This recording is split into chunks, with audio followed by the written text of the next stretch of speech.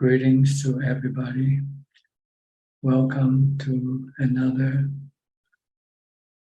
meeting where we will discuss the Buddhist practices of charity, morality, and meditation.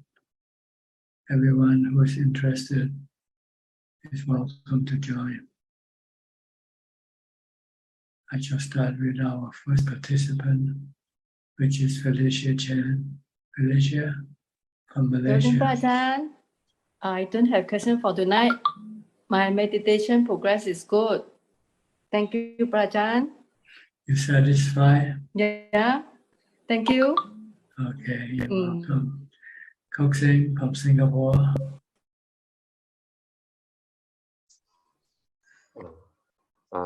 Good evening, Ajahn. Tonight I have a question. I'd like to Ajahn to check whether my understanding of Sammasati is correct. My understanding of Sammasati is meaning that I must always be mindful of four things, namely my body movement, my feelings, my mind thinking, and Buddha's Dhamma. So is this correct, Ajahn? No. No. When you start, you just want to be mindful with your body only, or mindful with a mantra. You don't want to go to many objects right now.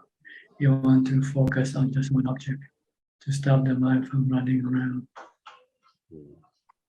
Okay. Okay. So, meaning I will always start with my body movement, meaning whether I'm standing, sitting, lying down, or walking posture, always be mindful of my body's movement. Only mindful and not thinking about other things.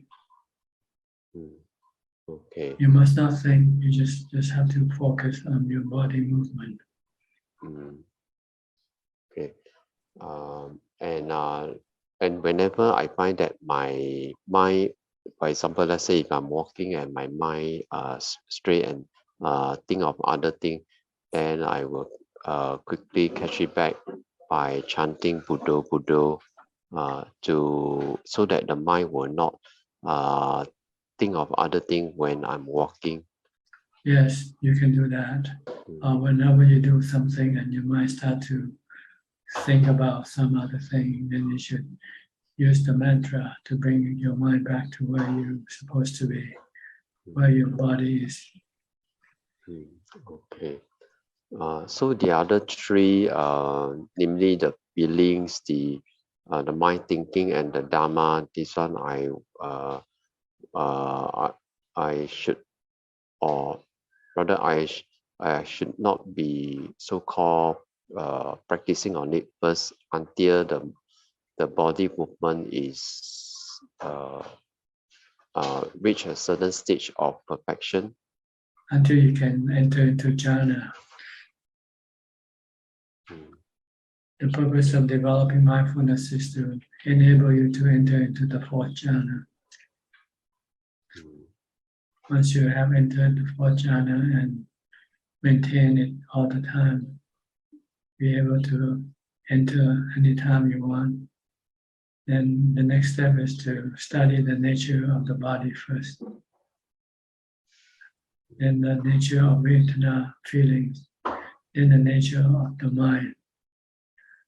They all fall under the three characteristics of existence, meaning they change and they are not under your control. So the goal is to let go of all of them. As far as the Dhamma, you don't have to worry about. The Dhamma is for you to see whether you have this Dhamma or not. You have samadhi or not, you have mindfulness or not. You have wisdom or not. This is something you're developing.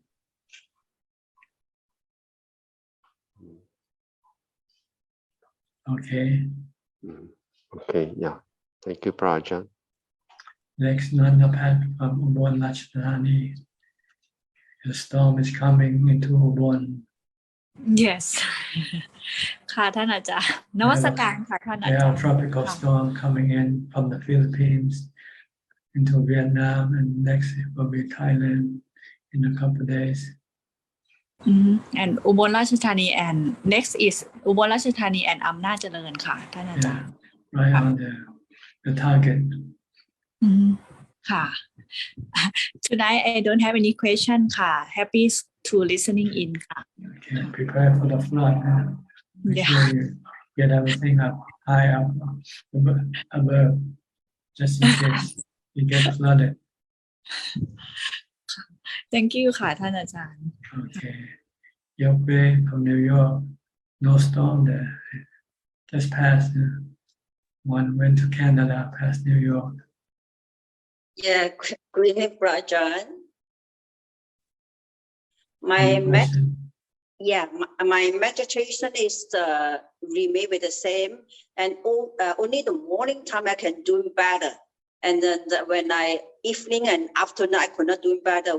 Maybe I am not enough mindfulness or not.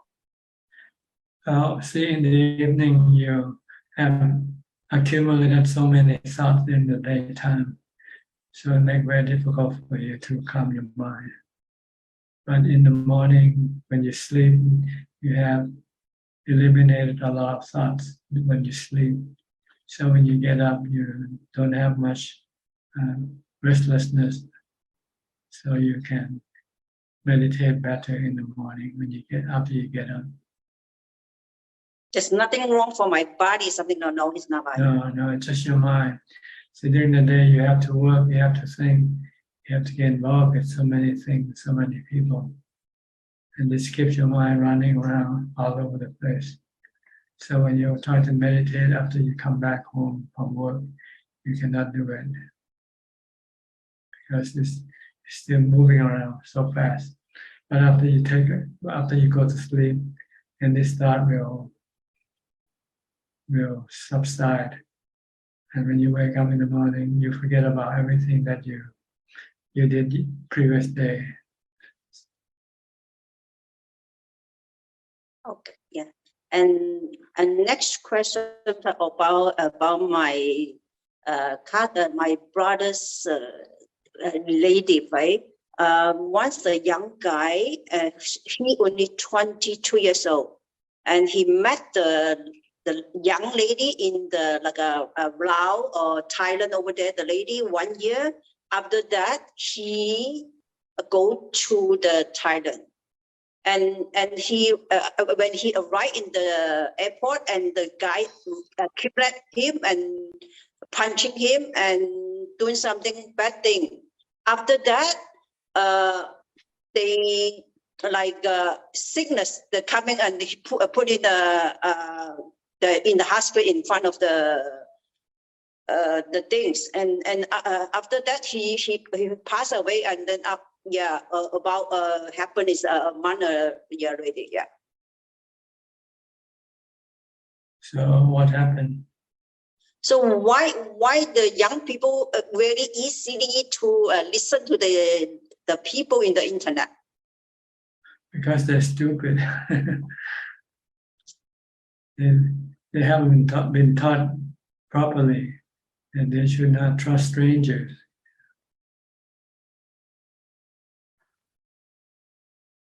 Okay, it's very bad thing for me, and here I'm so upset that this thing is happening for my And then next question is about my last 2 weeks. I asked the person, so how come or why he totally is like a dimension, and he could not remember herself, could not take care of herself, everything he could not. Why it's happened like that? Because she stopped recollecting. She's lazy, and she doesn't want to remember anything. So she forgot. No, in our two things. One is our karma bring you to come like that. I don't know whether it's karma or what, but it is what it is. It doesn't matter what is how to deal with it. If you want to deal with it, you have to get your mindfulness back, Because with mindfulness, you can force your mind to remember. But the mind is too lazy. Maybe after it gets very old, the body gets old, and then the body can be a burden to the mind. So the mind just don't want to think, don't want to remember anything. But if you have mindfulness, you can force the mind to remember, to know what you are doing. Okay, thank you, Brother John. Thank you. Okay, Professor Ken from Switzerland. Good afternoon, Ajahn. I would like to ask something regarding the knowing element. I know that if the mind can become very calm, then the knowing element becomes apparent. But my question is, if we're not at a stage where the mind is calm, can we discern in some way the knowing element as being there? Well, you can discern it by reflection, by way of. You cannot actually see the mind, the knower, the one who knows, the knowing element. But it's the one that makes us know everything.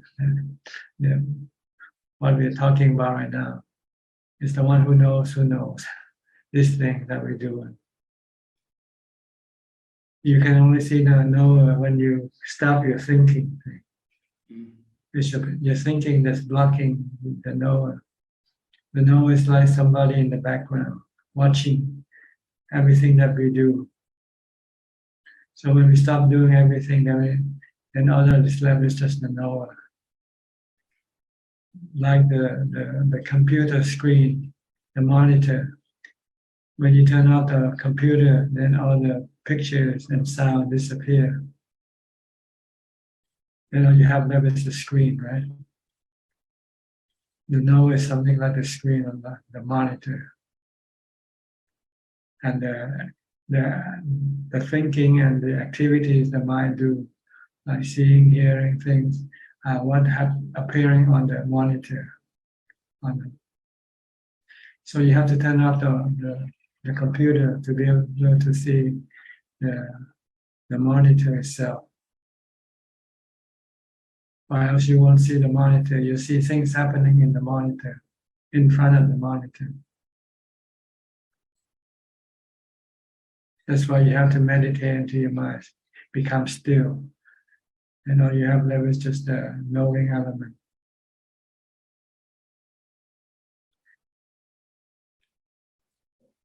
The thoughts and feelings are also part of the knowing element, but they are the active parts. They are the one that keeps doing things. And once you stop them, then all you have left is the knowing part of the mind itself, knowing part of the knowing element. The knowing element contains the four mental factors, such as mental functions, such as feelings, perceptions, thoughts, and consciousness. And this thing constantly keep moving, keep working all the time. We never have a chance to see the mind because this thing keep blocking the mind, keep blocking the knower, the knowing element. But when you stop this activity, this mental activities, then all you see left is just the knowing, the knower.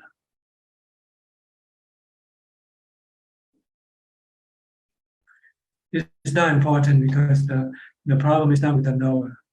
The problem is with the defilement that we have to deal with, get rid of. It's a defilement that causing the trouble, creating dukkha in the mind for the knower to experience. So we just have to learn to know what is the cause of dukkha and how to get rid of this dukkha. That's all we need to do. The knower or the mental functions, they are just faculties they are used by the defilement to create dukkha. Once you can get rid of the defilements, you can still use the function, the mental function. The Buddha still used the mental function after his enlightenment, but he used it for the purpose of spreading the Dhamma, teaching the Dhamma, not for the purpose of drinking or having all sort of things, doing all sort of things, making money, drinking, going. See, these are the work of the defilement.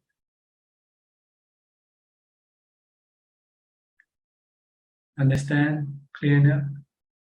It's very clear. So our goal is to get rid of the defilement, switch our way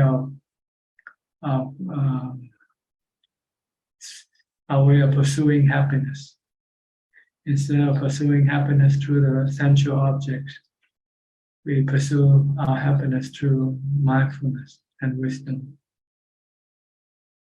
to make the mind calm. Once the mind calm, we have happiness, which is better than the happiness we get from sensual pleasures. That's why we have to meditate, develop mindfulness to get to this type of happiness. Then we can then let go of our old type of happiness. We can let go of our old pursuit of the sensual objects for happiness, because we find a better type of happiness. So instead of going out, going on holiday, watching movies, we meditate instead.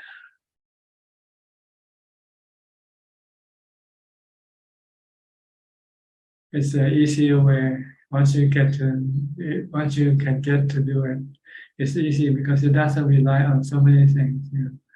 Sensual pleasure, we have to rely on a strong, healthy body, you know, and your faculties, your eyes, ears, nose, tongue, and body has to be working properly before you can use it to go after the sensual objects. And sensual objects sometimes are hard to come by. The ones you like, the ones you want. Usually you have to pay to get to them, right? So you have to spend time working to get the money first, you know, before you can buy the sensual objects that of your liking. So there's a lot of hassle. But with meditation, all you need to do is just force your mind to stop thinking. Once you can do that, you don't need a strong body, healthy body. Even when you're old, when you're sick, you can still be happy with that inner happiness.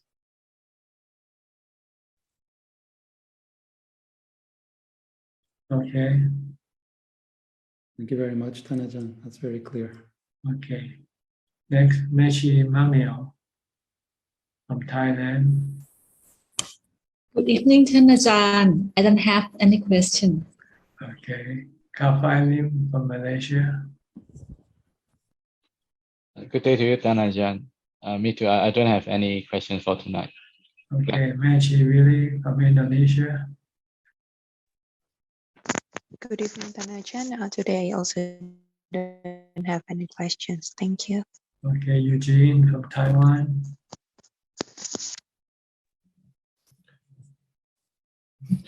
Pazan, good evening. I have 3 questions. The first one, last week you suggest us can read more sutra. Then I find a little bit to read. The first one is Attanatiya Sutra.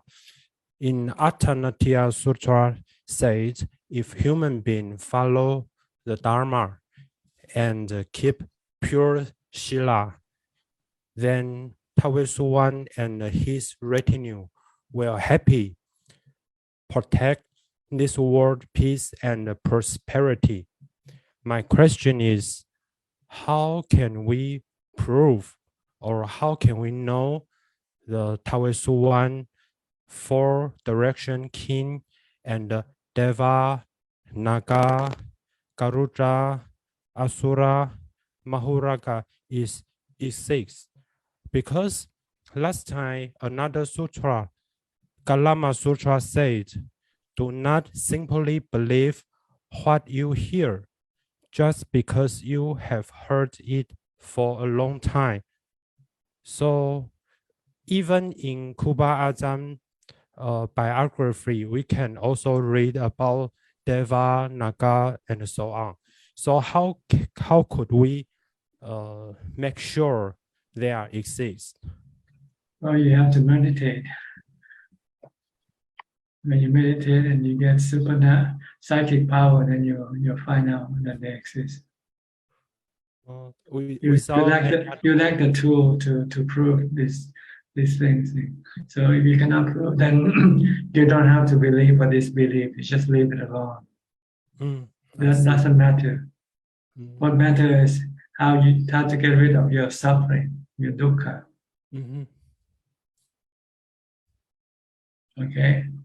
So if you cannot yet prove it, then just leave it alone. Okay. Do more meditation first. You need the tool to prove some of these things. You need to be psychic, be able to see the what you call the spiritual beings. But if you cannot see them yet, then don't worry. Just leave them alone. Doesn't matter. Your goal in Buddhism is to get rid of your dukkha. It's better to see your defilement. It's easier. Can you see your lopa, dosa? Can you see your greed? You don't see your greed? See. Okay. Can you see your anger? Yes. Yeah, get rid of it. And when you see them come up, get rid of it.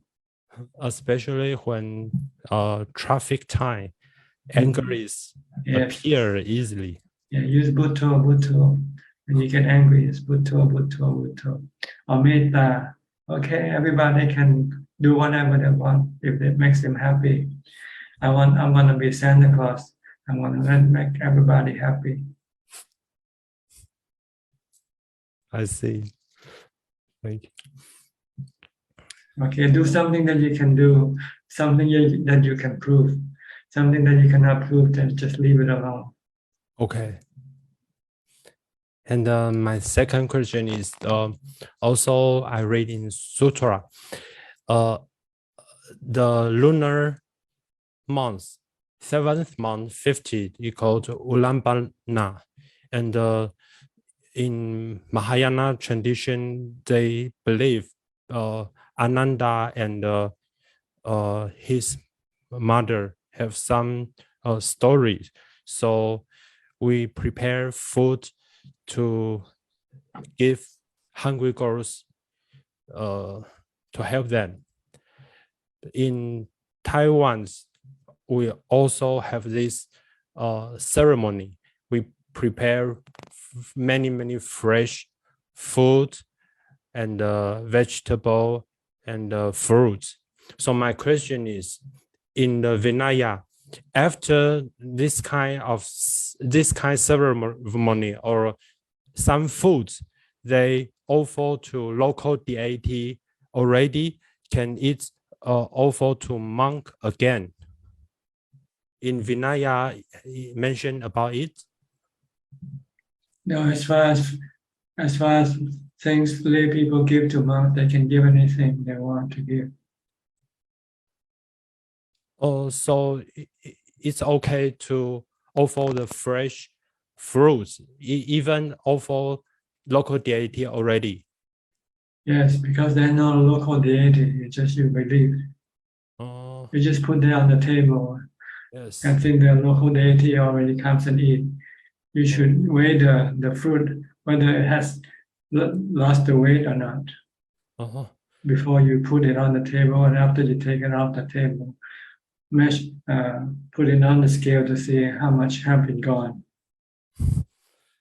Because in Taiwan, Hong Kong, they have two parts of monks.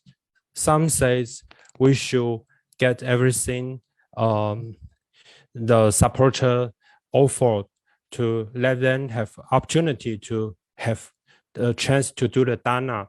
But another part, monk and monastery, they say we are not hungry ghosts. You cannot use something food, even it's fresh, but offer the hungry ghosts. After that, you should not offer to monk. Or if you do that, we'll have bad karma. So I just want to understand in the original Vinaya have mentioned about it or not. So as far as I know, no mention anything about what type of food given to monks. Thank you. I understand. Then the third question is you discuss the knower about with professor to discuss the knower. Is it Puru? Yes, Puru and the knower, or the one who knows. Have three, right? Puru and the enlighter and the joyer. Is it in English correct? Just the knower. Just the knower. Only a knower. And the enlighter and someone who have joy, joyful. Have any mention about that?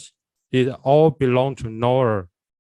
It all happens in they are like images on the screen.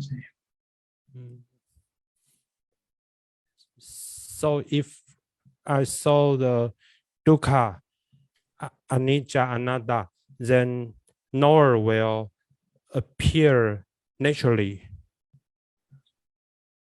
No, doesn't disappear or appear. Knower is always there. Always here, just because my ignorance or mindfulness is not strong enough to find it. Yes. Okay, thank you. All right. Thank you very much. Michelle, Adelaide. Michelle. Good evening, Ajahn. I have no question. How are you doing? Okay. Okay. You still have to go to the hospital? No, not in the November only to see if they will operate again. Actually, I'm just doing what I have to do, the exercise I have to do, and I'm practicing. Yeah. What you have to do on your part is to stay calm and leave the body alone. Leave the body to the doctor. Or look after it as much as you can, and right, if it's something beyond your control, then you just have to let it be. No need to get upset. Doesn't change anything, right? Getting upset. Nothing. Okay. No dukkha, that's all we have to do to prevent dukkha. But we cannot prevent the body from getting sick, dying. It's just the nature of the body. We do with the condition we have. That's right. We can protect the mind, but we cannot protect the body. We can protect the mind from suffering, from dukkha, but we cannot protect the body from aging, sickness, and death. Okay? Stay cheerful by meditation. Keep calm and you'll be cheerful and happy, regardless of whatever happens to the body. Okay? Next, Belinda from Singapore. Hello, Ajahn. Go ahead.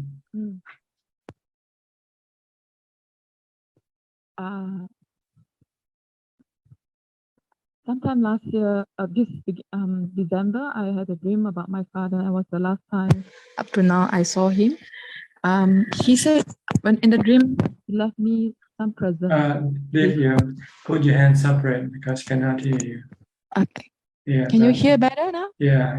No, don't put your palm together because you're blocking the microphone. Okay. Yeah, so he left me a gift. In the dream, I saw he left me a gift. So then I thought it was because I missed him, but I still gave dana to monk in case he needed. So, and then I realized he really left me some gift. I have inherited some will from him.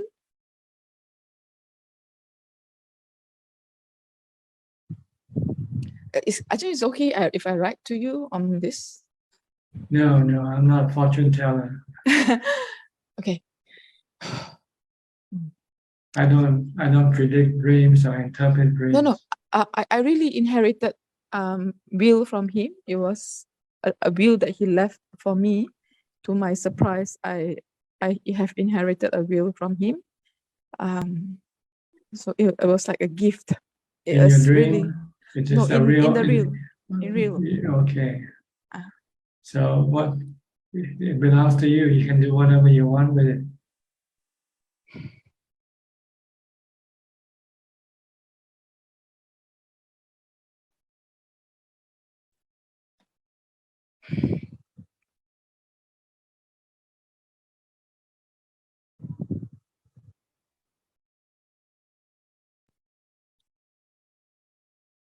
Okay.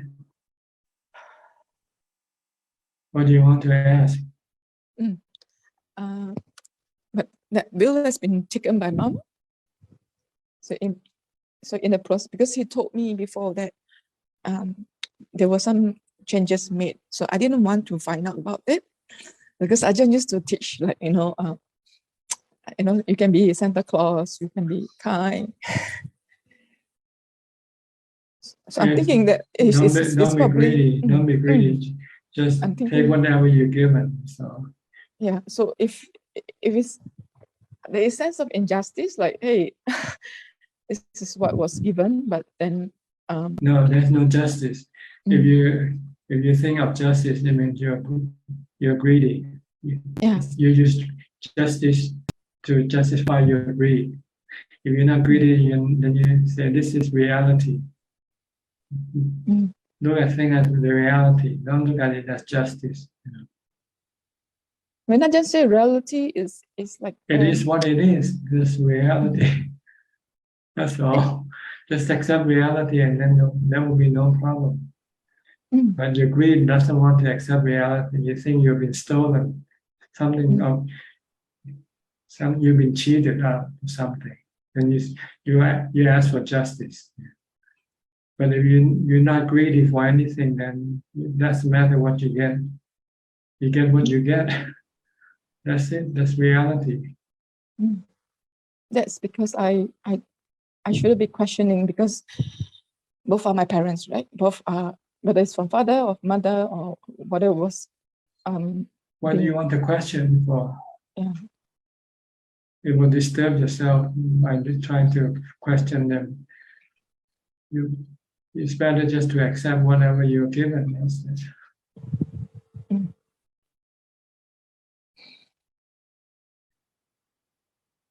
And what you gonna do with what you get anyway? When you die, you cannot take it with you anyway. You live with someone else again. If you spend it, then it's all gone. You cannot have your cake and eat it too.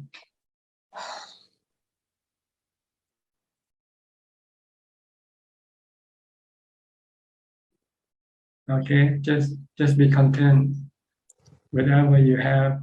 Be thankful for whatever you get. That's all. Then you'll be happy. Yeah. So I feel I think true. Whatever happened to us is based on previous life karma. Based on our defilement, really. That's what happened. Our defilement is the one that create the karma that we've been doing. If we have no defilement, then there will be no karma. Even like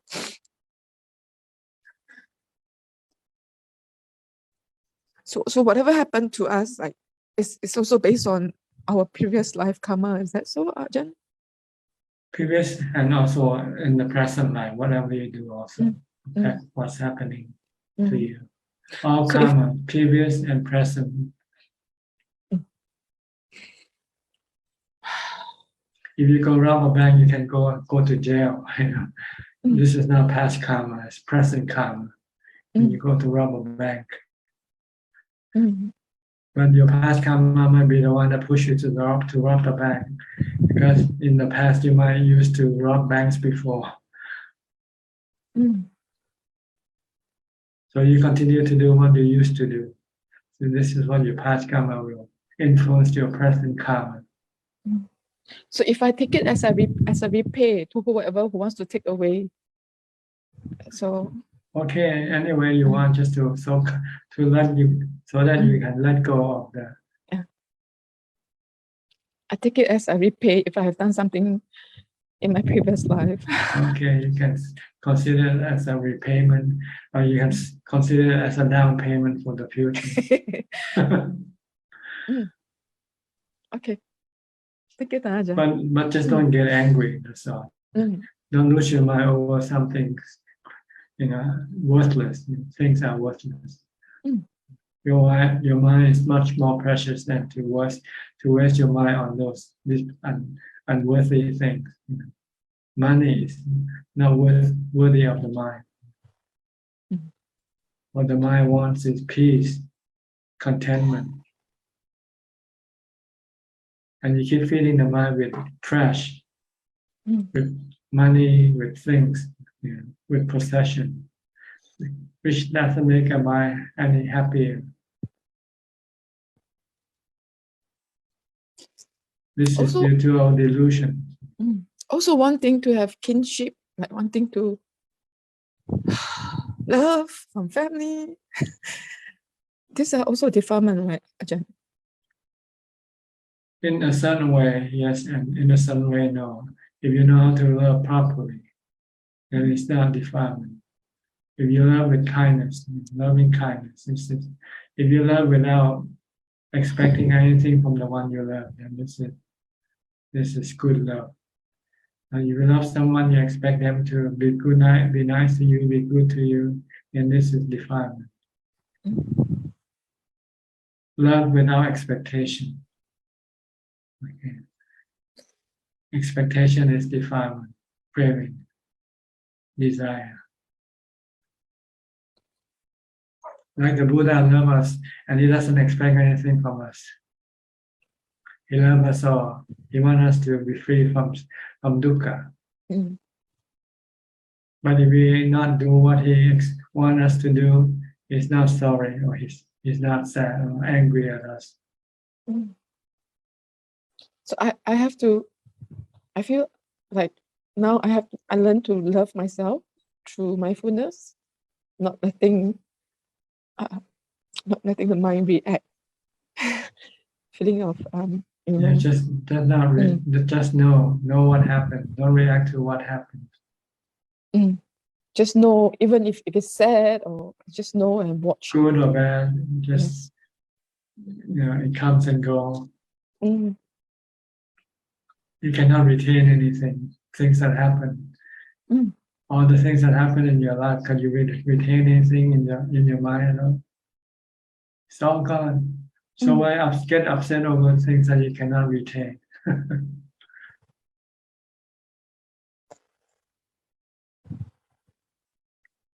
Let go. Let things come and go.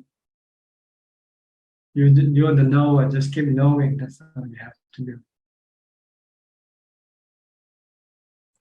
As you react, this is defilement. This is self. When you react, it's the self that is reacting. The delusion that is reacting.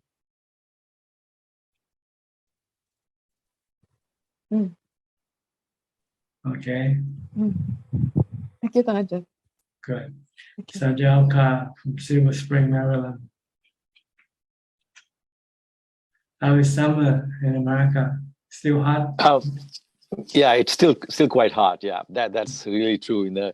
So we don't know whether to put clothes on or take off this thing, but it's kind of transition time. So it's fall coming, so it does get kind of cool in the nighttime and things like that.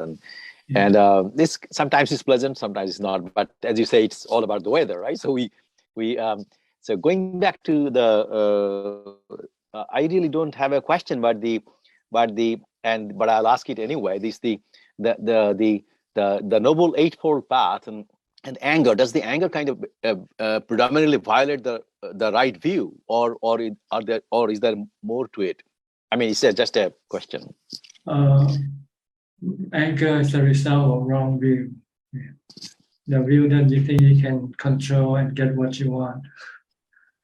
So when you cannot get what you want, then you get angry. The right view is everything is like the weather. You cannot control. You cannot expect anything. You never get angry at the weather, right? Do you? Okay. So don't get angry at anything. Everything is like the weather. Anatta. Sabbe Dhamma Anatta. Everything is anatta. Not under your control. Let them be. Take them as they come. When it's hot, you take it. When it's cold, you take it. Take it in. And make the best of it. That's all. What can you do? You cannot refuse. Like I said, it's not an a la carte meal. It's a buffet. Life is a buffet, not an a la carte. A 10-course meal, Chinese 10-course meal.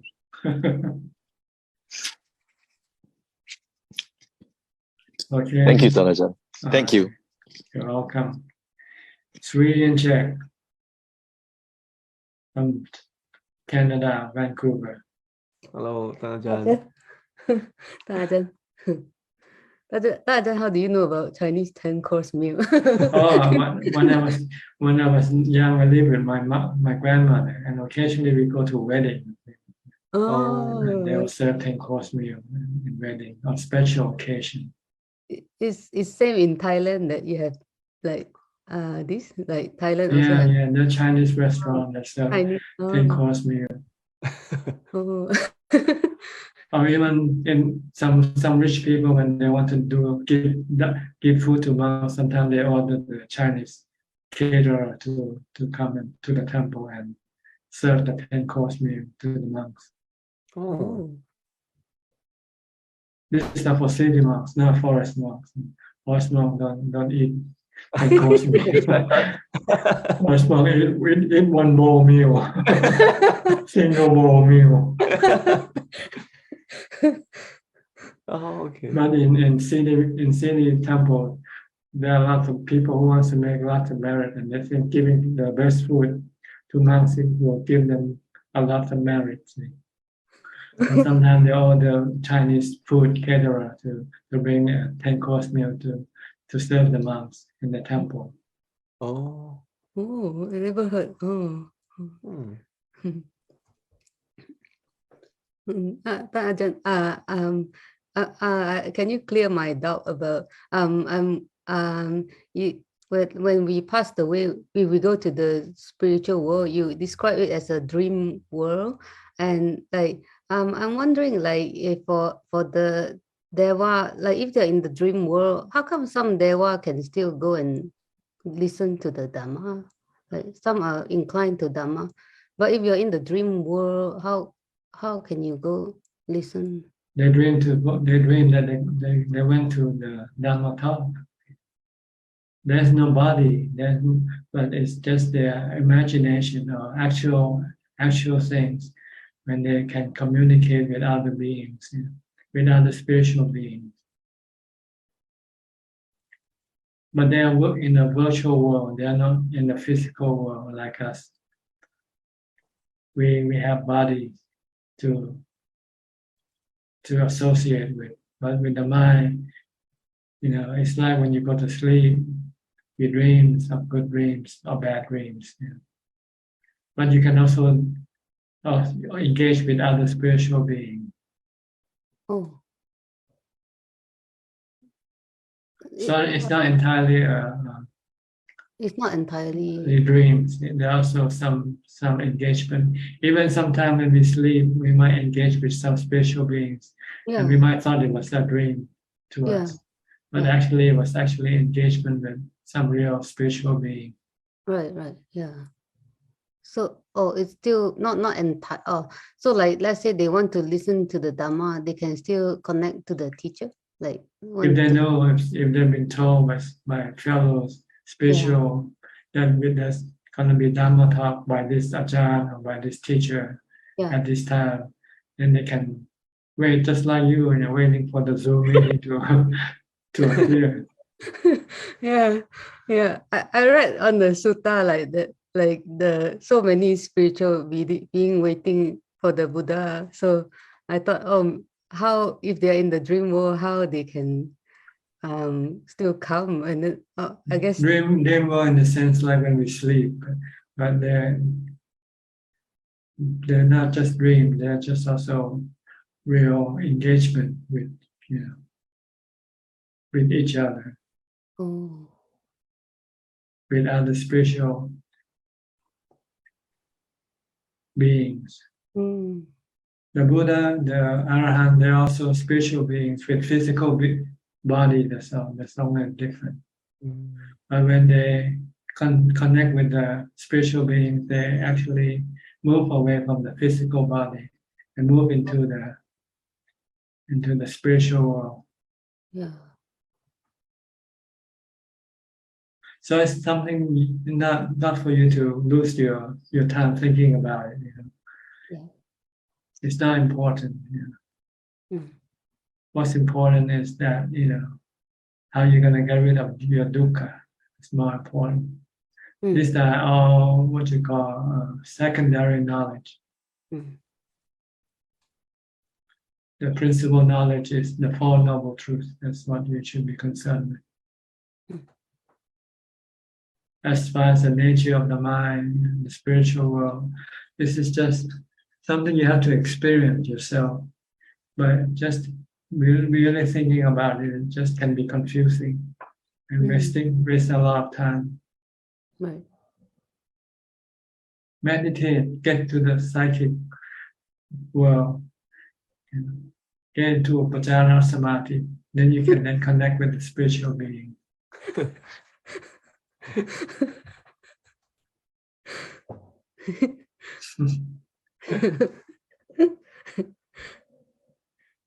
You can keep asking for the rest of your life. You hear something, then you hear something else, and you wonder what happened. What does this mean? Never ending, and your question keep popping up all the time. Yeah, true. So it's just to know generally, just enough to know that we have physical world and we have spiritual world. Sometimes they can connect with people with psychic power. They can connect with the spiritual world, spiritual beings. Or sometimes the spiritual being can connect with us when we go to sleep. Maybe your father, your mother might want to visit you, pay you a visit in your dreams.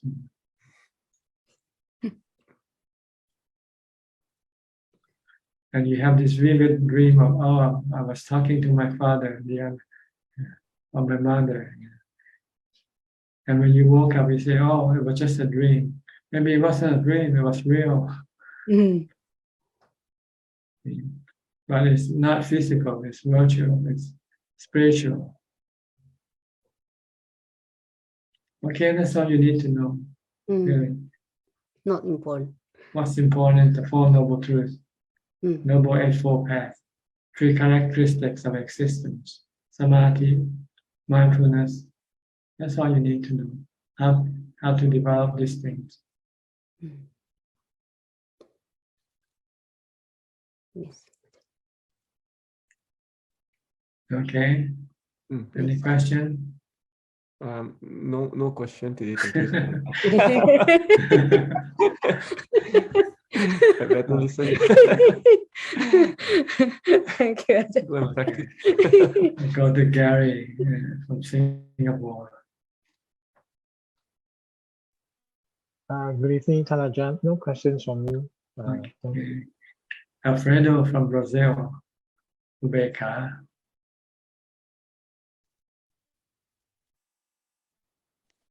Hi, Bante. How are Okay. you? Okay. Okay.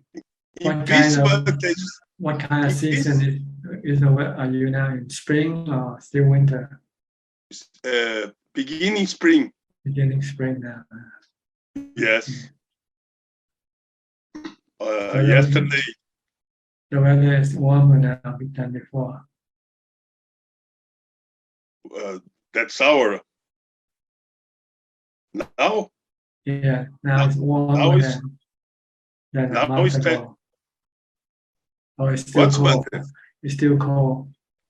Oh yes, here in forest, more cold, more fresh. Okay. Yesterday raining. Today is raining. A little rain. Do you have snow where you are? Do you have snow sometime?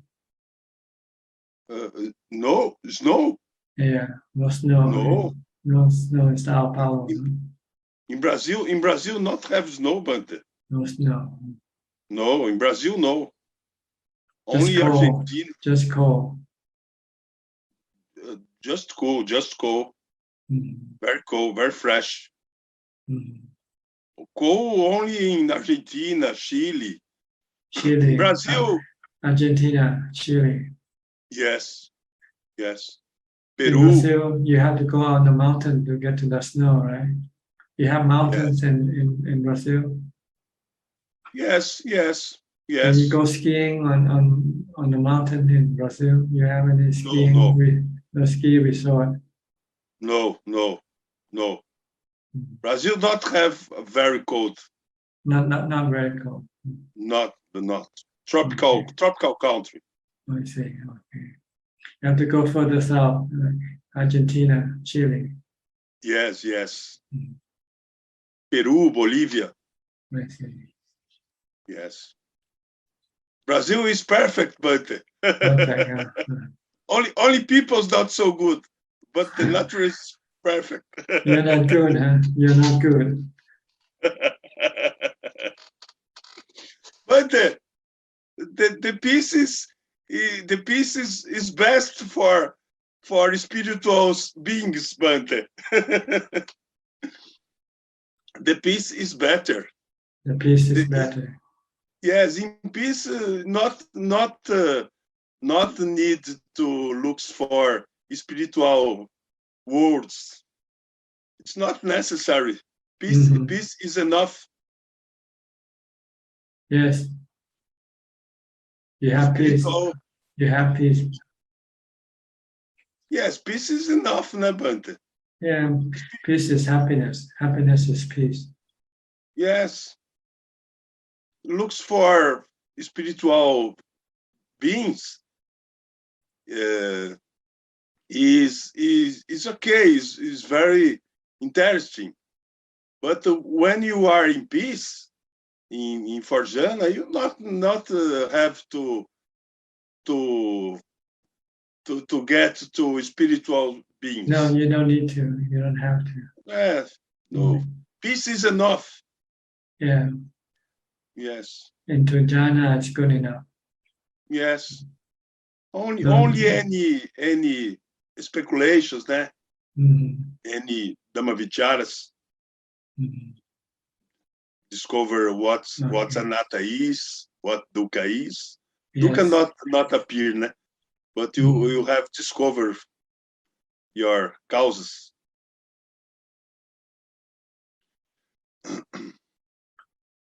Okay. Stay peaceful, stay happy. That's all you need to do. Yes. Thanks. Okay. My problem is done, Bante. I help other. Yes, I help other peoples, and the peoples looks for me together another time for help us. It's not so good, Bante, because you help other people and Sometimes and you have to other people looks for other times. You have He to wants refuse. again. He wants again and again and again. You have to stop. So you have to refuse. Say enough. You know. Yes, stop to help. Stop Yeah. Dana because it's very bad. People's looking for money, looks for other people. Yeah. You can tell them this is the last time I do it for you. No more. Yes. So they know that they cannot come to you the next time. Yes. But you yes. give them warning first. This is the last time I'll give you some money, but no more. Yes. Then if they come and say, I already told you, I cannot help you anymore. Yes. Sometimes you have to have ubekha also. When you do metta, you need to have ubekha to make a balance. You know. Yes. But the Buddhist peoples is difficult to say no, ne, Bante? Buddhists have a lot of generosity. Buddhist people have a lot of generosity. Yeah, they do, but they also don't have a lot of money. You know? Yes, sometimes they run out of money, and what can you do? Yes.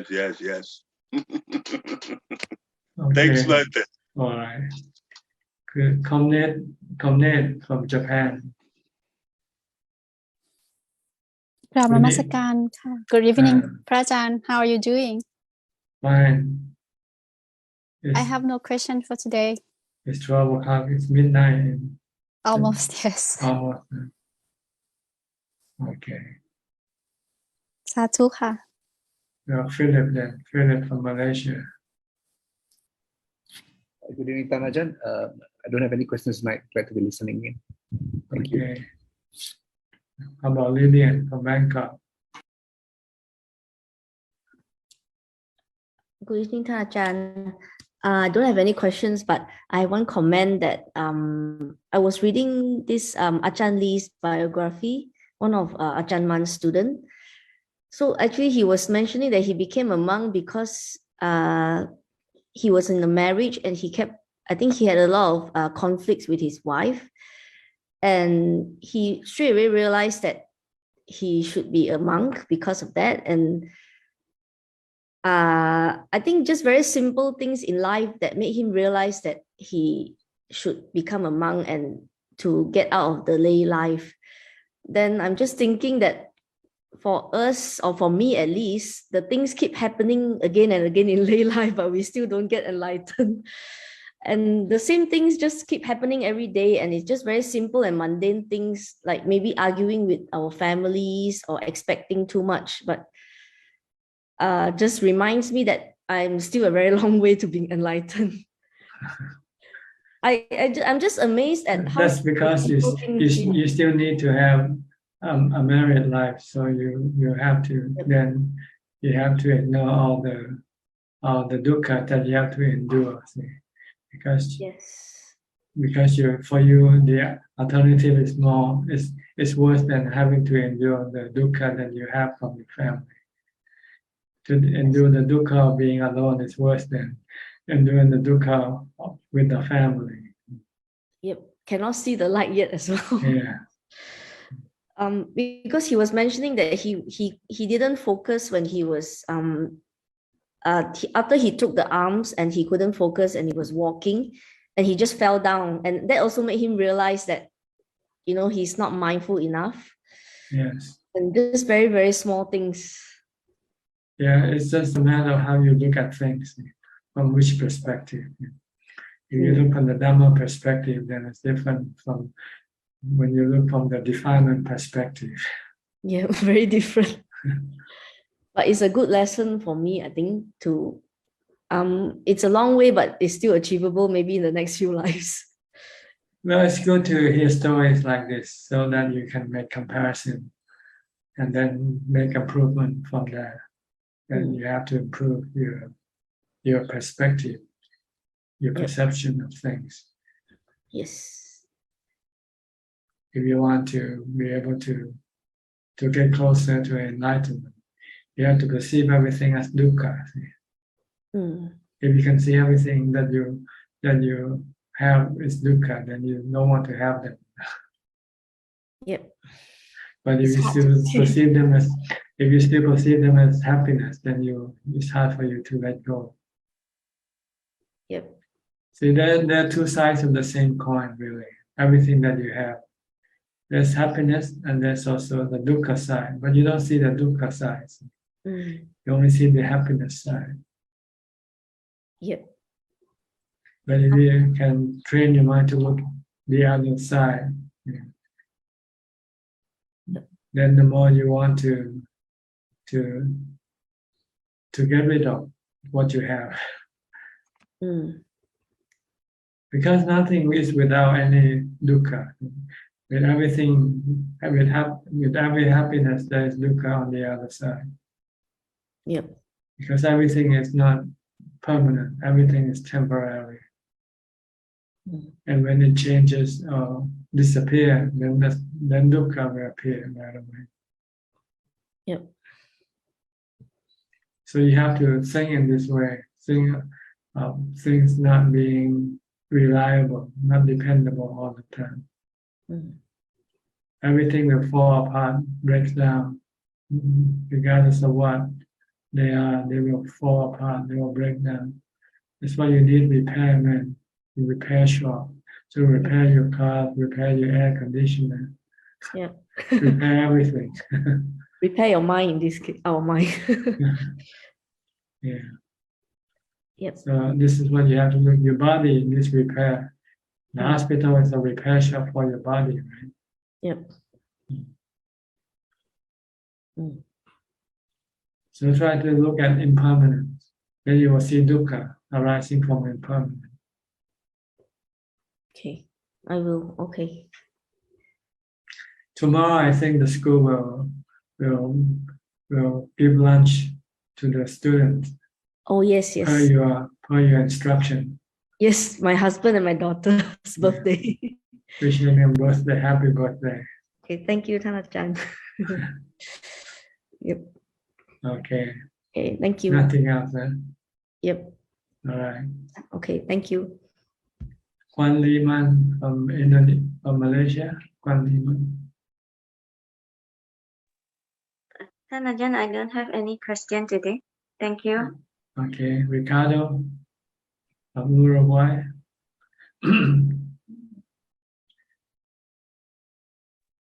You must Hello, be cold. Dhamma-chan. You must be cold also right now. Spring. Spring now. Okay. Yes. If you let me, I will show you how the weather is like here. Okay, sure. Go ahead. Sunny, right? Sunny day, spring starting with a lot of greens. Okay. I don't see them though because of the reflection, because of the Oh, light. sorry. Yeah, but it's okay. I can imagine. Okay. Maybe there or there. You get snow where you live?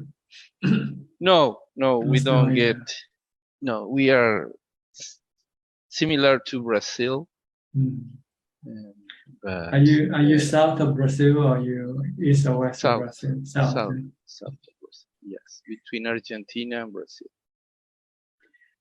And, Okay, you got anything to say or ask? yes, please. And that is two questions actually. And the first one would be the way we treat or we talk to our own mind. And at the beginning, when I started practicing meditation with Goenka was kind of tough, hard. And my mind wouldn't want to go back to meditation because it was saying, wah, wah, wah, wah. And I've learned with you and some other teachers that we can be kind, like treating a child with our mind, and our mind learns easily, I understand, to go to the wholesome or beneficial states and the practice.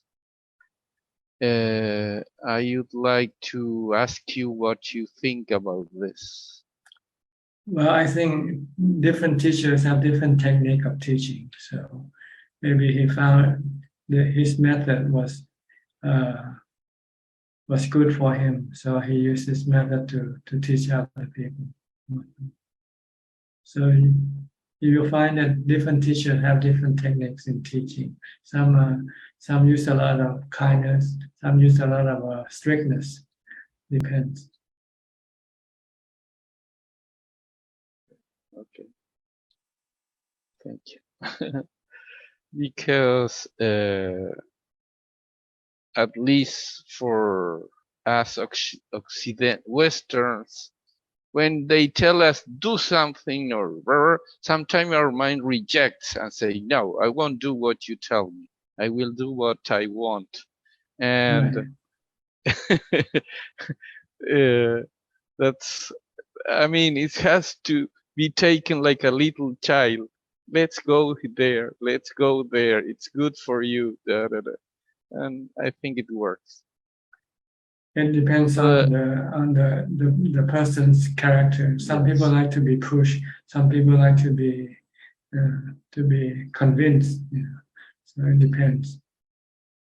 Okay, thank you. The other question is nimitas. Sometimes I feel like frightened by the nimitas. Like sometimes they are very bright, very, very, very bright light, and it shocks me and scares me. And I know you told me like to watch, accept, but it has that kind of effect on me. I would like to know what you think about. That means your mind is weak, lacks equanimity. So when you start to react, then you should build up your equanimity by reciting a mantra or something, Buddho, Dhammo, Sangho, to bring more equanimity, more stability to your mind, to stop your mind from reacting to what you see. Okay? It's just that simple. Now you can use wisdom and tell you that this is just a movie you're watching. That's all. I cannot hurt you or do any harm to you. Yeah.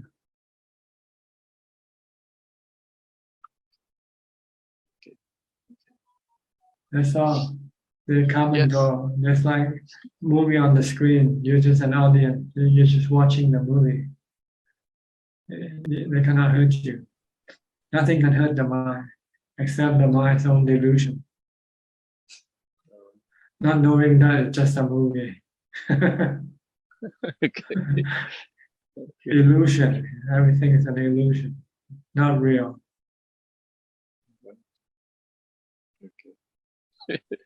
We take for real.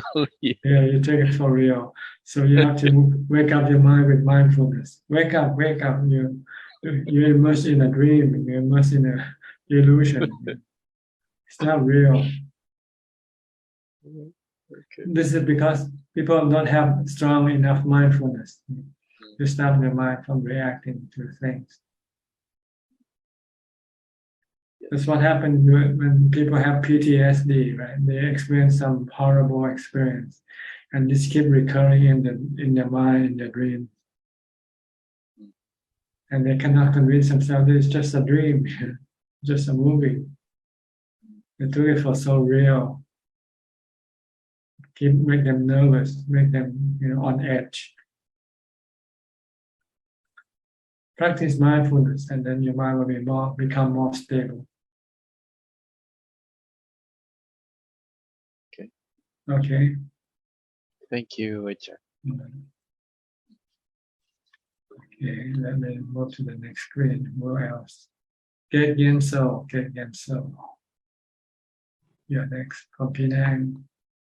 Ajahn. Good evening.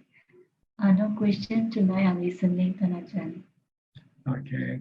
Alvin Lee from Malaysia. Good evening, Ajahn. Ajahn, I've got two questions. One is earlier where. Can you speak a bit louder? Yeah, I've got two questions, Ajahn. One is regarding what Lilian commented. I mean, I read that Ajahn Lee, he one of his past life could be the great Emperor Asoka. I mean, could it be something that he has been cultivating for many lifetimes, for him to be able to just realize it at the spur of moment like this? You mean this psychic power, this ability to recollect past lives? No, by it's like realizing that so much problem in the marriage, and straight away, what Lilian said, he went and became a monk. Well, it's just a matter of perception, I guess. Yeah. Some people are more keen in their perception than others. So you can see the same thing and have different perception. I mean, this could be something that he has been carrying on with his previous life, right? I mean, his practice. It could be, right? Yes, everything that happens in the present came from the past. You are what you are because of what you mold yourself to be today in your past life. Every action will mold you to become what you are today. So my point generally, I think it would be easier for a person like Ajahn Lee, is because he has been practicing maybe many lifetimes, including something that I read that he was the great Emperor Asoka as well, compared to maybe like me, because maybe I just started practicing not long ago. So that's why I find it very hard to achieve jhana sometimes when I practice as well. I mean, very rarely, very rare. It's like when you move to a new town and you continue on your study. If you are in secondary school, you go back to secondary school. If you're in college, you go to college, right? Correct. Same thing like that. What you have attained to or achieved in your past life continue to the present life. Your ability continue to the present life. Okay, thanks. And question number 2, Ajahn, is regarding, I think Lonta Mahabua did mention about some people practice vipassana, practicing vipassana, which led to samadhi. Can you comment on that, Ajahn?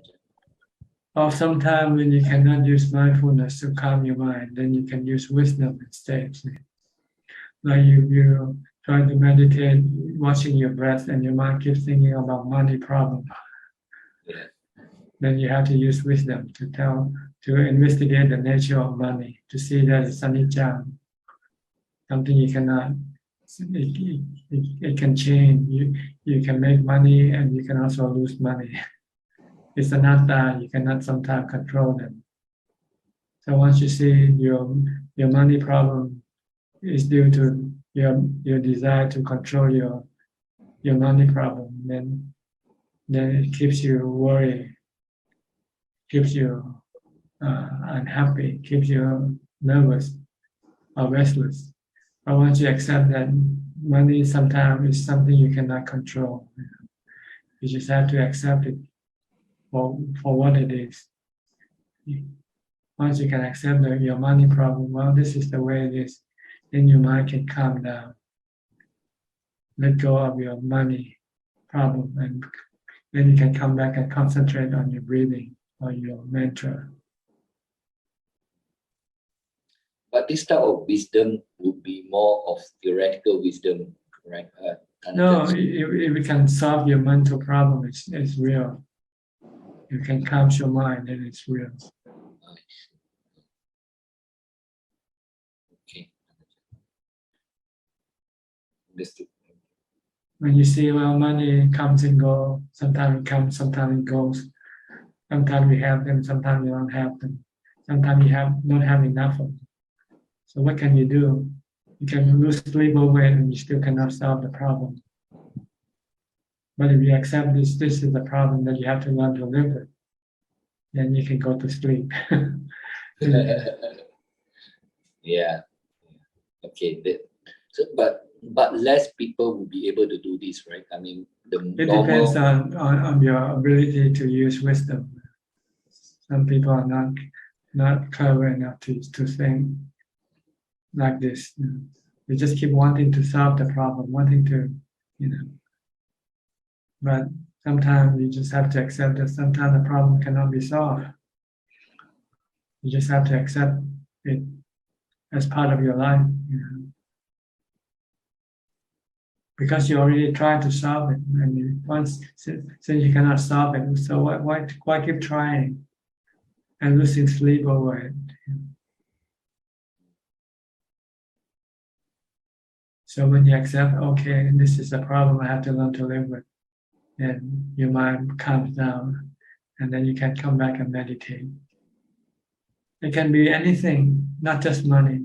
Your body, your sickness, for instance.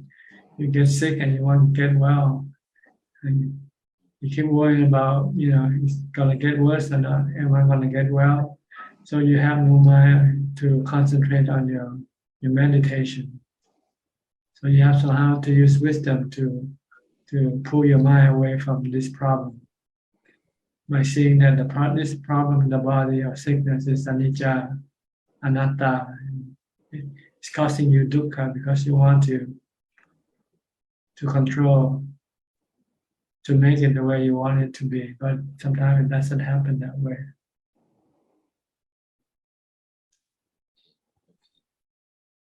Understood. So when you accept, okay, I got stomachache, I have to live with it for now, it's anicca, sooner or later it's gonna disappear. But now it's not disappearing, then I just have to accept it for what it is. Then your mind can calm down and forget about your stomachache, and then you can focus on your meditation. Okay, this is wisdom develops samadhi. Wisdom develops. Thanks, Use the three characteristics of existence to solve your problem. By accepting that sometimes problems cannot be solved. So just leave it alone. And the problem will disappear by itself once you have nothing to do with them.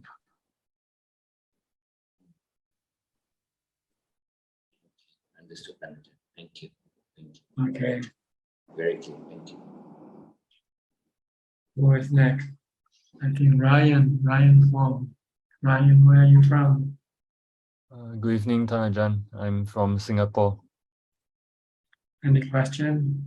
Yes. So I've asked another quite a famous Kruba Ajahn before, and it was basically regarding my job and things like that. So he actually told me that at this point of time, it will be more important for me to focus on making money, and maybe next time when I grow older, then I can do more practice or maybe do more Dhamma work. And so some of my friends who approached this Kruba Ajahn, they got similar advice. So my question is, are there cases such as our case where sometimes it's not the right time to be focusing too much on practice or doing Dhamma work, but instead just focus on our jobs and things like making money?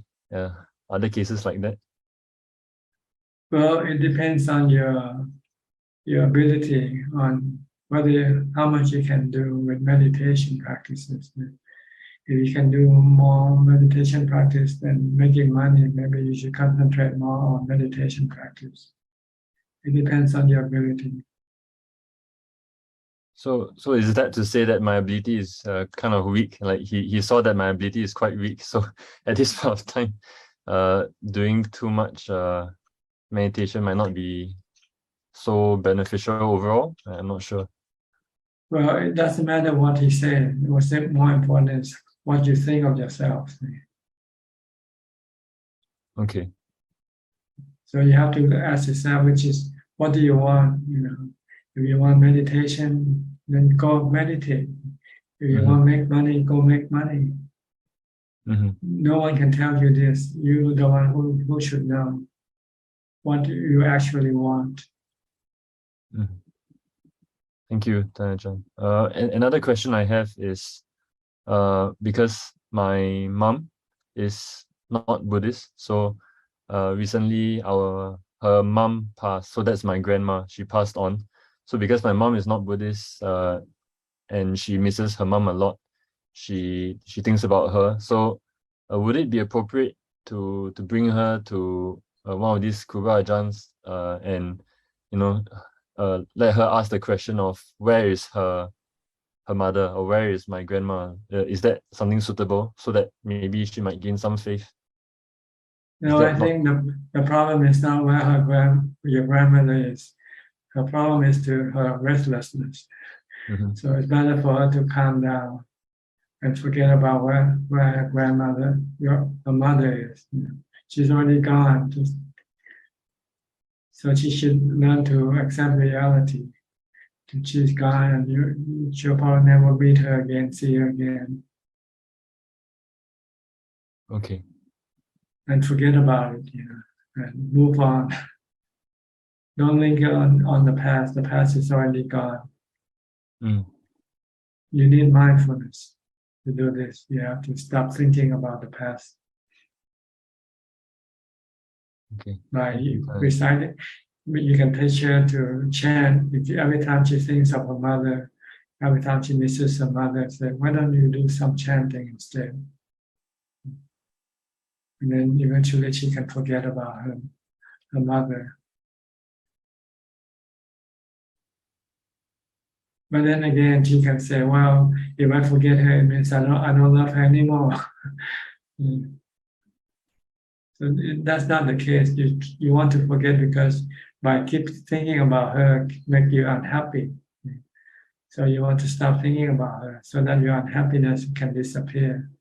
Not because you don't love her. You still love her, but by thinking about her can only hurt yourself. But people don't understand these things. They think that they have to hurt themselves in order to show how much they love. So if this is the case, then you just have to leave her alone.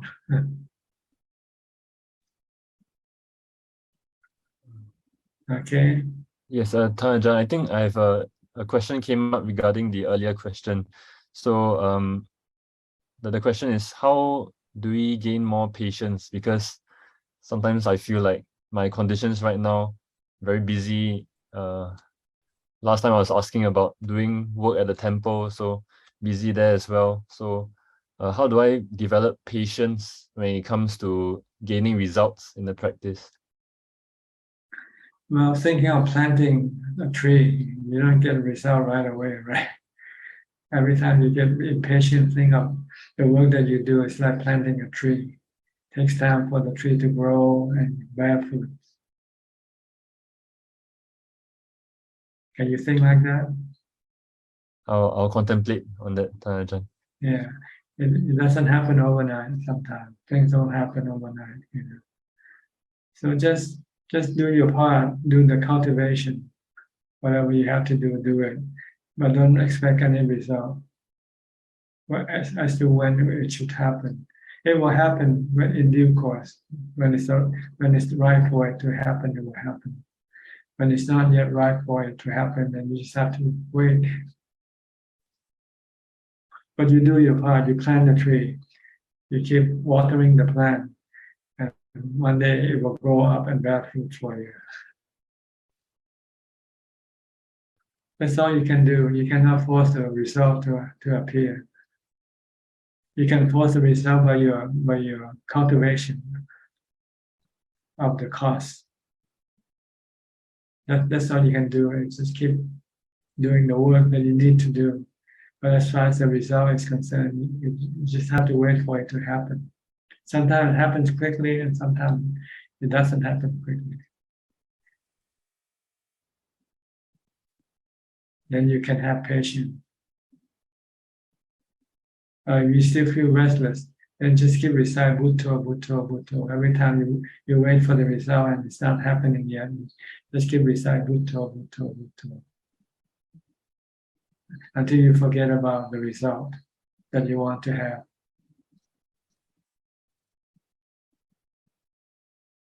Okay. Yes, thank you, Ajahn. I have a student who told me that she suffered impatient by the fact that Rome isn't built in one day. She said Rome wasn't built in one day. You know, it takes many years for the Roman Empire to grow up, to be a Roman Empire. So things take time to happen. It doesn't just like a switch in which you can switch on the light with the switch. Takes time. Be patient.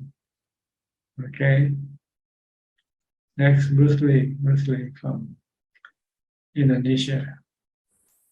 Good evening, Ajahn. I don't have any question. Thank you, Ajahn. Okay. Pranwalai from Thailand.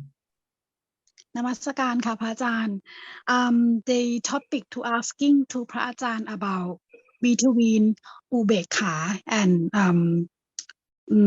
วิภาวะตัณหา like previous question about the missing somebody, like I missing my daughter who stay in the Chiang Rai. This is called no mindfulness. You like the mindfulness to stop thinking like that, because thinking like that is just not useful for you, not beneficial for you. It only causes you suffering. If I like just like missing her but not worry, not tukha, it means that I still have ubekha but no have mindfulness, right? What do you want to miss her for? Just like when you miss it and you want her, wanting her is defilement, craving for her. Right. Okay, just like try to meditation again. Just use mindfulness. She's there, I'm here. So I don't know what happened to her, and she doesn't know what happened to me. So we just have to accept this truth. That's all. Right. Until you see her again. All right. Okay. That's the good question and answer. ขอบคุณค่ะ Charles from Bangkok and Hong Kong. Where you are? Hong Kong now? Or Bangkok? Ajahn, sorry, Ajahn, I'm in Bangkok. Yeah. Bangkok.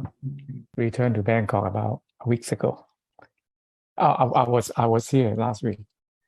Ajahn, I have a question, still question about walking meditation.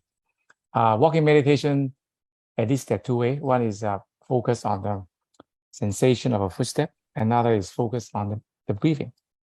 Ajahn, in what circumstances we use? Not breathing. I think breathing is difficult when you walk. Don't use breathing.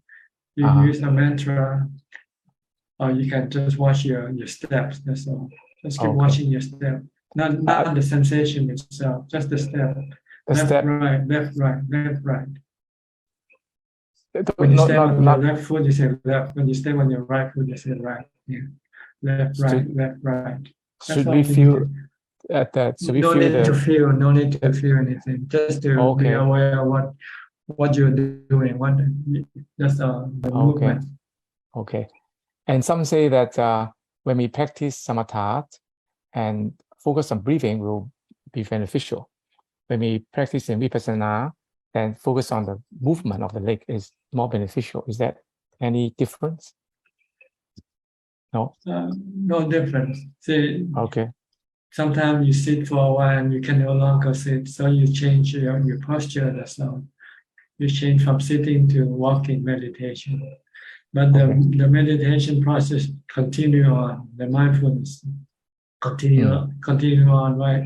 And you might have to shift your object of meditation from your breath, because when you move, when you walk, it's very difficult to watch your breath. It's easier to watch your step.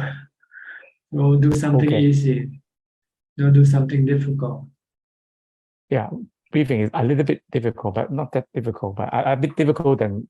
But if you can watch your breath, okay, nobody's to stop you either. Okay. The goal is to keep focus on something to prevent your mind from thinking about other things. Okay. Okay, then another question. One time I see people, like 20 people in a big room. When they meditate, it's just on the left-hand side, go to right-hand side, right-hand side, go to left-hand side, like that, right?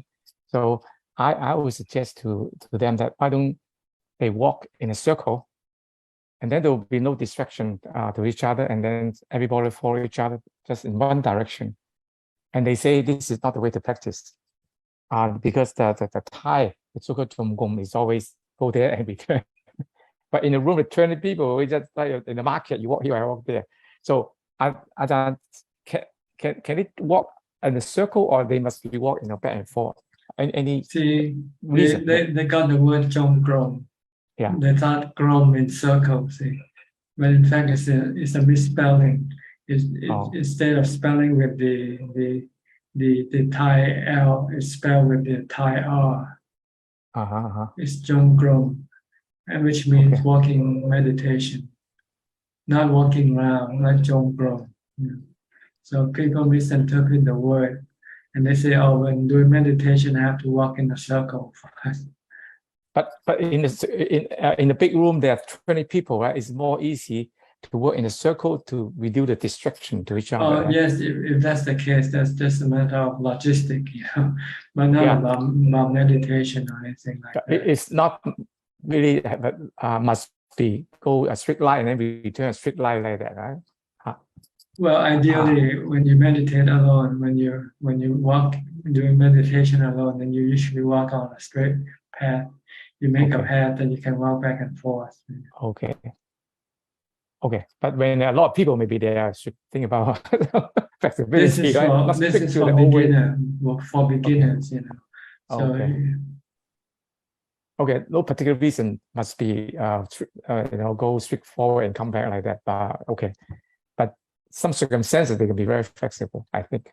Okay, Ajahn, when we practice mindfulness, some also remind us that during the mindfulness practice, we should also practice about the three characteristics at the same time. That's contemplation. When you practice mindfulness, you don't want to think, you want to stop thinking. But that's contemplation and mindfulness should not work together, right? No, separate, different level. First, you stop thinking. Once you can stop thinking, then you can control your thought. Then you can direct your thought to think of the three characteristics. And normally the mind is under the influence of the defilement, and the defilement never wants you to think of the three characteristics. Okay.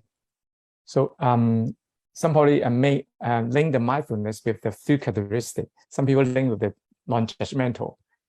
So how do they work together, non-judgmental, so-called? I think this is because people don't know what they're talking about. So they're creating a lot of confusion in the meditation circle. People just don't know what's right or what's wrong, what's the correct way, what's the wrong way. Okay, non-judgmental is not really Buddhism. Too many cooks spoil the soup.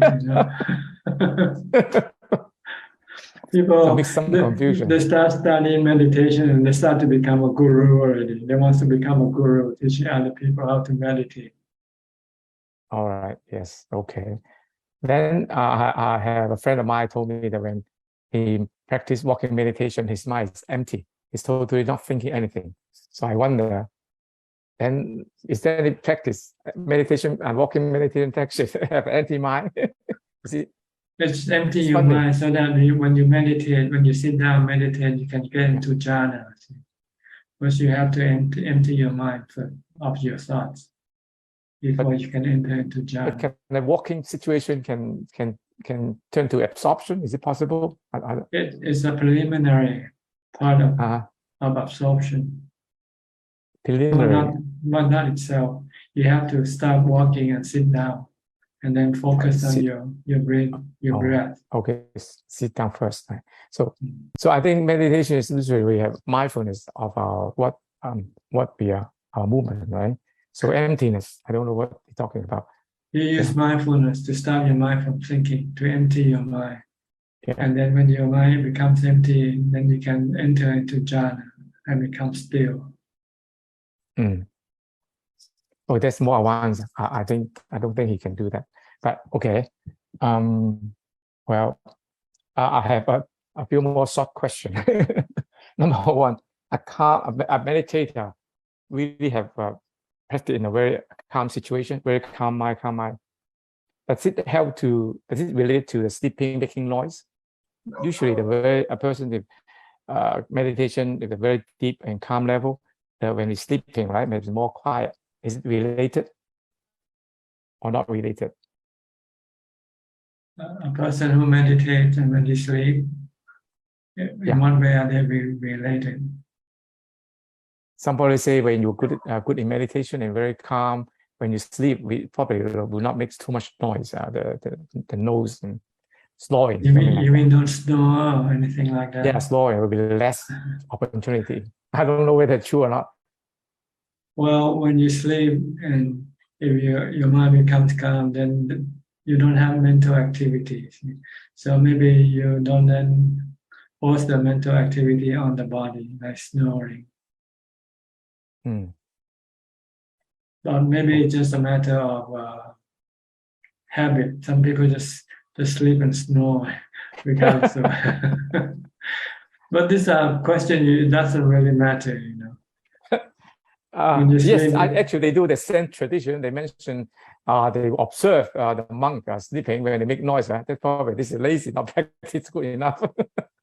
But I'm not sure this is true or not. Right? But this is a story. It's probably true, you know, because if you meditate, your mind becomes calm, so your body becomes calm because of your mind being calm. So when you go to sleep, then probably there's not much physical movement going on with people who have a calm mind for meditation. Yes. Even dreams, less dreams than people who have no meditation from calm. And I always go to meditation center when my neighbor making noise, right? I cannot make a judgment that this guy must be lazy, not practice good enough. I cannot make that judgment, just curiosity. I cannot say, this is an indicator you are not practicing good enough. No, I just ask, just curiosity only. Another question is now these days people take a lot of picture and keep a lot of picture and then send picture. I just thinking about, is it any danger to cultivate kind of attachment or clinging to the past, something like that? Is it a good way to do? Yes, this is attachment to the images that you see. You see something and you want to keep it as a keepsake or something. But sometimes you don't even look at them once you took them, right? Because you keep taking new pictures all the time. And on the old picture, you never have time to go look at them anyway. So should we say that if we do it excessively, this is not good for practice, right? Just for practice is not to have any at all, not to collect any picture at all. They're useless for meditation. They're useless. To control, don't keep too much. They become a burden. You have to keep finding a place to store them, to keep them. Okay, not good and, for the practitioner. And when if you lose them, then you feel bad, you feel sad. Okay, good, Ajahn. Okay, thank you, Ajahn. That's my question. Okay, you're welcome. Thank you. Christine Coe from Penang. Good evening, Ajahn. Thank you so much. Just now I heard Ajahn said you can continue asking for the rest another 20 years. There's one question keep asking about Deva or anything. So it reminds me saying that, oh, I have to practice now. Don't waste time anymore. Yes, good. Yeah, it's really wasting time for the past 20 years. You got wisdom.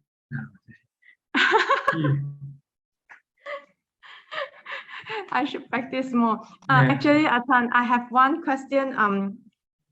Eightfold Path. So for right concentration, is it samatha? Then we have to enter so-called jhana.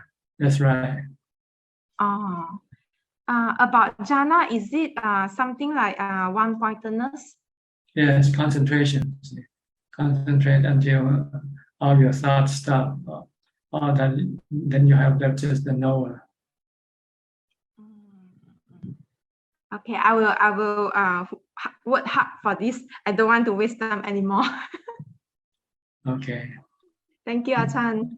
You're welcome. Next, be Ravin from Bangkok, Thailand. Good evening, Ajahn.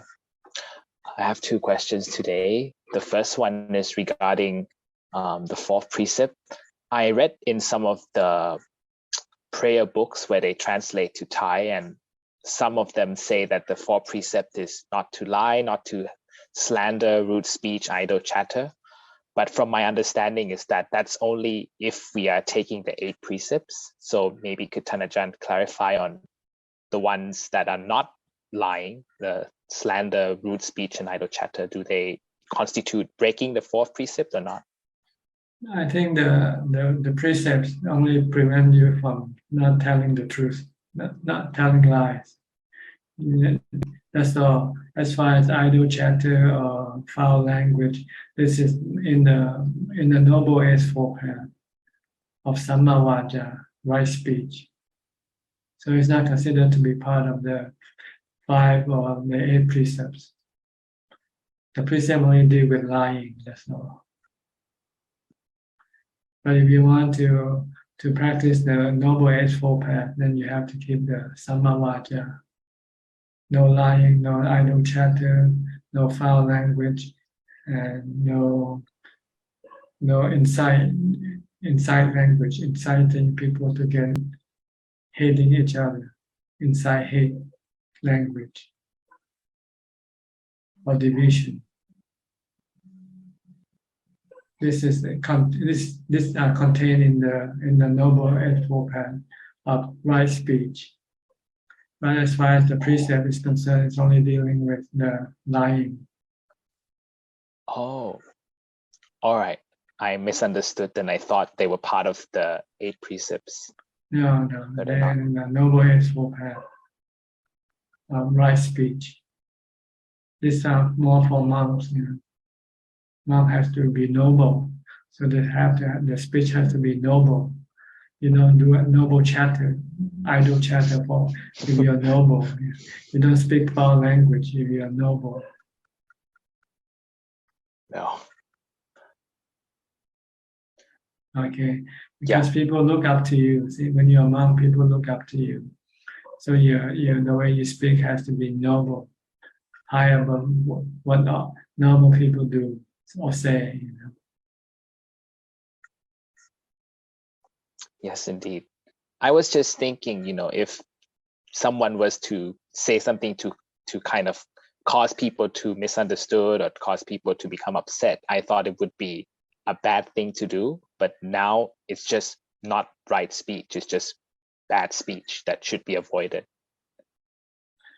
Well, if you hurt other people by speech, it means you're cruel. You have no metta. You have no loving kindness. You don't hurt people by speech or action. If you have made loving kindness, then your speech and your action must not hurt other people. All right, so it linked back to the Noble Eightfold Path. It links back to the Brahma Vihara or Metta.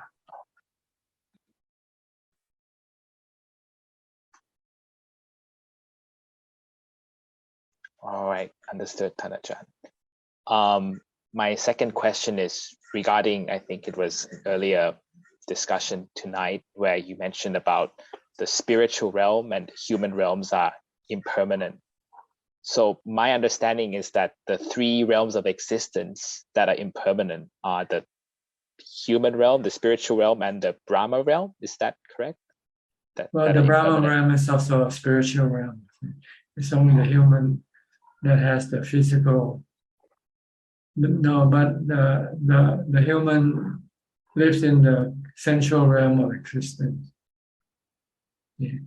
Not in the sensual realm of existence. Not only human, the devas also lives in the sensual realm of existence, as well as all the ghosts and also the animals, because they still have sensual craving, sensual pleasure craving. So they are categorized to be living in the sensual sphere of existence. While the Brahma, they exist, they live with jhana. They don't use sensual objects to make them happy. They use jhana to make them happy. So they are in the rupa world and arupa world. Rupa world means those who use rupa jhana to keep them happy. And arupa world is for those who use the arupa jhana to keep them happy. But they still temporarily existent, because when the cause that send them to be in those sphere weakens, then they will come back down and reborn as human again. Because the defilement of sexual desire, sensual desire still linger in the mind, doesn't disappear by the power of mindfulness, of concentration.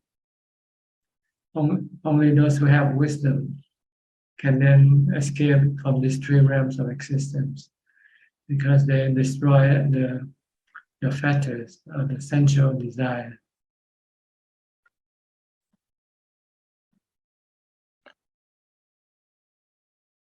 All right, so the Brahma realm is more refined than the sensual realm, but it's still impermanent.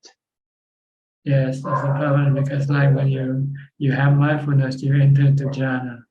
When your mindfulness weakens, then your defilement of Vishnu mind come out to go to the sensual realms. So the exception would only be like an anagami, right? Because they will be born there and then they will become enlightened from there. Yeah, and anagami had got rid of all the sensual desire, so it will not return down to the sensual sphere of existence. But they still attached to the rupa jhana and arupa jhana. So it has to use wisdom to see that the jhana are also dukkha because of the impermanent and anatta nature. So when you see the three characteristics in the rupa jhana and arupa jhana, then you give up your attachment to them. Then you exist without having any cravings. No craving for sensual pleasure, no craving for rupa jhana, no craving for arupa jhana. When you don't have any more craving left, then you have nibbana instead.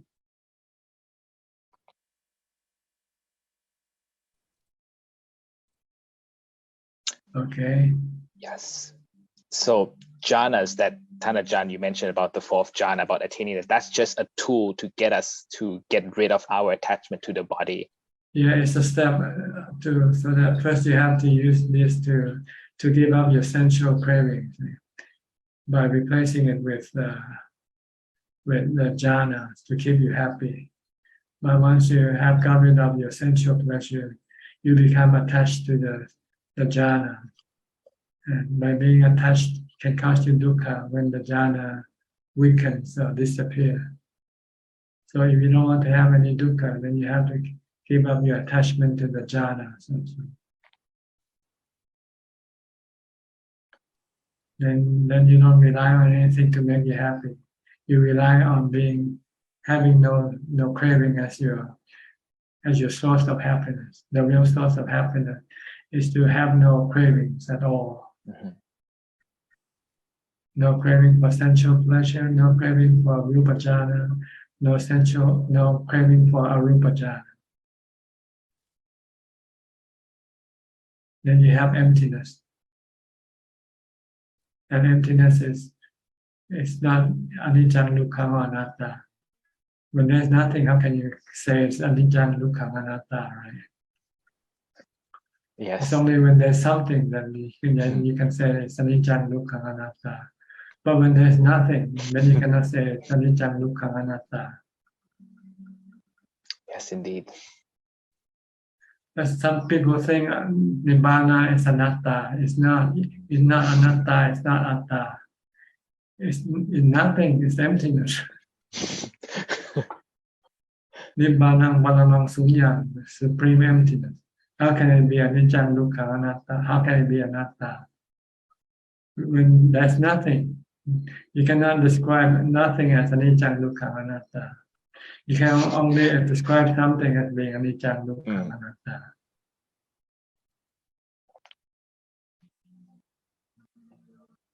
Okay. Yes, that's very clear. Thank you, Tanajan. Okay, I have to move on quickly. Only got 10 minutes and have three more people left. Okay, Sulan, you're next. Oh, hello, Ajahn. Yeah, nice to see you again. Anything to say or ask? Yeah, I think I had some questions in my mind. Then Speak louder. yeah, hello, Ajahn. Can you hear me? Yes, better now. Oh, okay.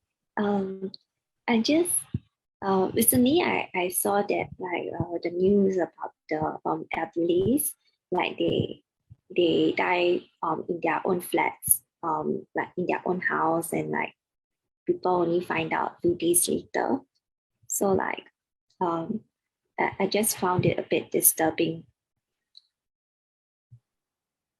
That's because your mind doesn't like that. See? So you find it that disturbing. Okay. So you have to stop your aversion for that by meditating, by using mantra to calm your mind, to have upekkha. When you have upekkha, then you will have no love or aversion or anything. Okay. You can accept things as they are. Okay. Okay. Yeah, this is helpful. Thank you. Yeah. That's why you have to practice mindfulness, practice meditation. Then your mind will become strong. When you experience something that you don't like, you will have no aversion for it. Yeah. So like sometimes I feel like the knower, sometimes when I feel like we are like living in reality, then the knower is aware. But then not other times like the knower is not there like that. So because there's no mindfulness there. Oh, okay. So during that time, the knower is. Then use mantra to bring it back. Bhutto, bhutto, bhutto. Keep reciting bhutto, bhutto. Then the knower will come back. And just merely know of what's happening. Okay. Okay. Yeah. Thank you. Okay. Evie from Indonesia. Evie. Ya, Namo Buddhaya, Ajahn. Louder. Speak louder. Yeah, can Ajahn hear me? Better. Yeah. Ajahn, yesterday I seriously to watching the Anapanasati. So I see there is so much pressure disappear.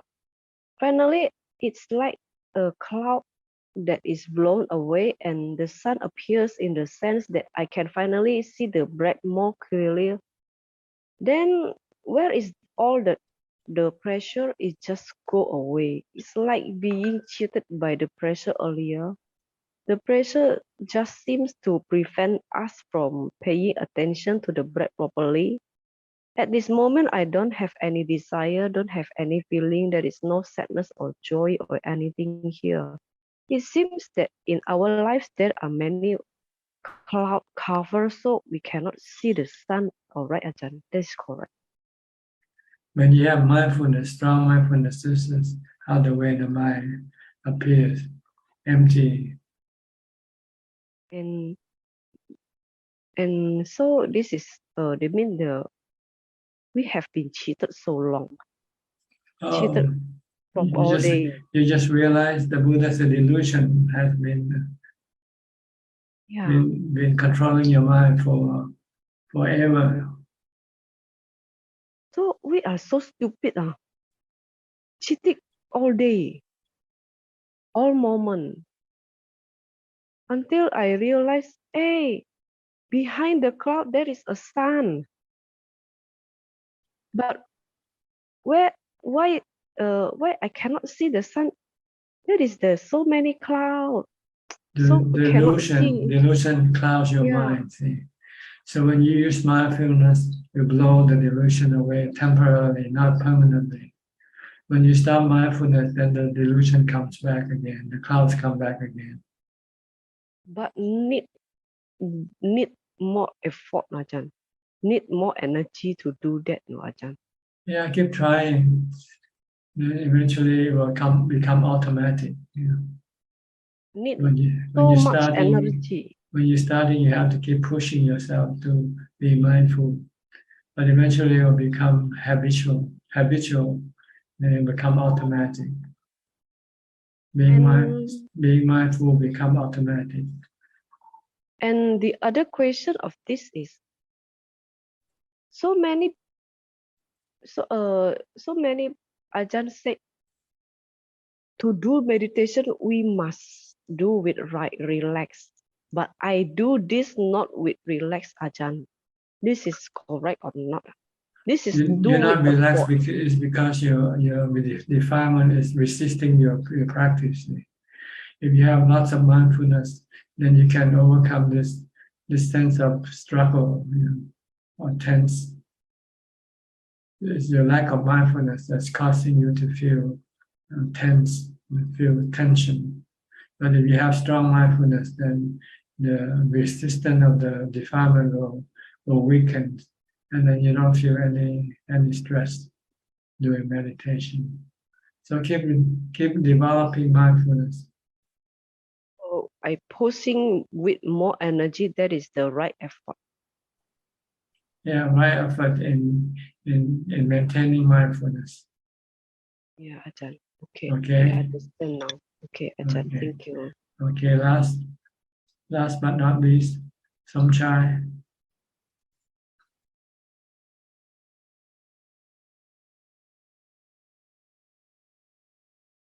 Turn on your microphone. Okay. Good evening, Sawadee Krap,ท่านอาจารย์. It's everything mindfulness and relaxing or putto and all kind of. I just listen. I can like a Tuesday and Wednesday like this, and I can like a calm down and relax and. Okay. And for me, it's kind of pretty good. Get into the basics on this, and like upset, get mad. I can concentrate with little bit get mad, so I can think a little bit better now. Now I can tell, and yes, you have more mindfulness now. Yes, but so keep practicing mindfulness. Okay. Yes. Okay. We're running out of time, so I have to. All right. So, okay. So thank you, and Boy, and Dr. Nook, and everybody else, and get involved. Okay. I'll go to Facebook now for more questions. Is there any question from Facebook? Yes, there are 8 questions from Facebook,ท่านอาจารย์ Okay. The first question from Jitta. Dearท่านอาจารย์, bowing to you. As for anatta, does it mean that nothing is under your control, or no such thing called self, or has both meanings? Thank you. Yeah, they all have this meaning. They are like wind, or the rain.